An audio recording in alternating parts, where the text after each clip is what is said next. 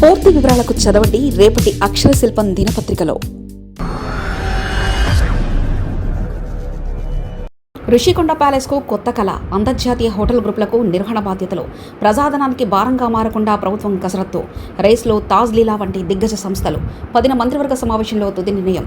విశాఖ తీరంలో అత్యంత వివాదాస్పదంగా మారిన రుషికొండ భవనాల భవిష్యత్తుపై రాష్ట్ర ప్రభుత్వం ఒక స్పష్టమైన అంచనాకు వచ్చింది. ఈ విలాసవంతమైన ప్యాలెస్ను ఏ విధంగా వినియోగించుకోవాలనే అంశంపై నియమించిన కేబినెట్ సబ్ కమిటీ తన నివేదికను సిద్ధం చేసింది. ఈ భవనాలు ప్రజాధనానికి భారంగా మారకుండా ప్రభుత్వానికి ఆదాయం వచ్చే వనరులుగా మారాలని ముఖ్యమంత్రి నారా చంద్రబాబు నాయుడు దృఢనిశ్చయంతో ఉన్నారు. ఈ మేరకు ప్యాలెస్ నిర్వహణకు అంతర్జాతీయ గుర్తింపు పొందిన హోటల్ యాజమాన్యాలకు అప్పగించే దిశగా అడుగులు పడుతున్నాయి. ఈ నెల 10వ తేదీన జరగనున్న రాష్ట్ర మంత్రివర్గ సమావేశంలో దీనిపై చర్చించి అధికారికంగా ఆమోదముద్ర వేసే అవకాశం ఉంది.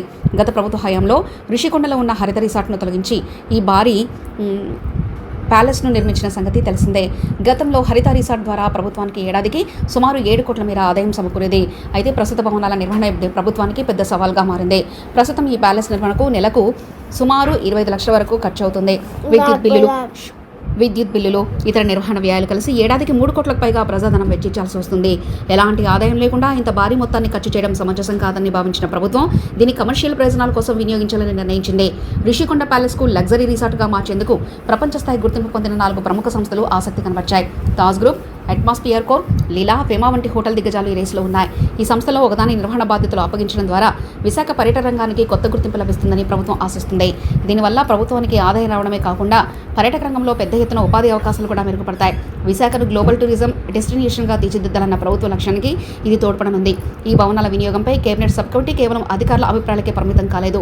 సుమారు 1517 మంది సామాన్య ప్రజల నుంచి సేకరించిన సూచనలను కూడా పరిగణలోకి తీసుకుంది. గతంలో ఈ భవనాలు ఒక రహస్య బంగ్లాగా ఉండేవని, ఇకపై ఆ పరిస్థితి ఉండకూడదని ప్రభుత్వం భావిస్తుంది. ప్యాలెస్ను హోటల్ లేదా రిసార్ట్గా మార్చినప్పటికీ సామాన్య ప్రజలు కూడా కట్టడాలను సందర్శించేలా ప్రత్యేక నిబంధనలు రూపొందిస్తున్నారు. పర్యాటకులు అద్భుత కట్టడాన్ని చేసేందుకు అవకాశం కల్పిస్తూనే నిరంతరం ఆదాయం వచ్చేలా ప్రణాళికలు సిద్ధం చేస్తున్నారు. రుషికొండ భవనాలపై తీసుకునే నిర్ణయం విశాఖపట్నం పర్యాటక రంగం ఒక మైలురాయిగా నిలవనుంది. సముద్ర తీరాన అత్యంత ఖరీదైన హంగులతో నిర్మించిన ప్యాలెస్ ఒక అంతర్జాతీయ హోటల్ గ్రూప్ చేతుల్లో వెళ్లే దానికి లభించే ప్రాధాన్యత వేరుగా ఉంటుంది. ఈ నెల 10న కేబినెట్ ఆమోదం లభిస్తే ఈ విలాసవంతమైన భవనాల కొత్త రూపం, నిర్వహణ విధి విధానాలు పూర్తి స్థాయిలో ఖరారవుతాయి. ఈ వివాదాలకు అతీతంగా ప్రజా సంక్షేమం, ప్రభుత్వ ఆదాయమే పరమావధిగా ఈ కీలక నిర్ణయం వెలువడనుందని కమిటీ సభ్యులు వెల్లడించారు. దీనివల్ల అటు విశాఖ బ్రాండ్ ఇమేజ్ పెరగడంతో పాటు ఇటు ప్రభుత్వ ఖజానాకు చేకూరే లాభంపై సర్వత్రా ఆసక్తి నెలకొంది. మరిన్ని కథనాల కోసం సబ్స్క్రైబ్ చేసుకోండి మీ అక్షర శిల్పం. పూర్తి వివరాలకు చదవండి రేపటి అక్షర శిల్పం దినపత్రికలో.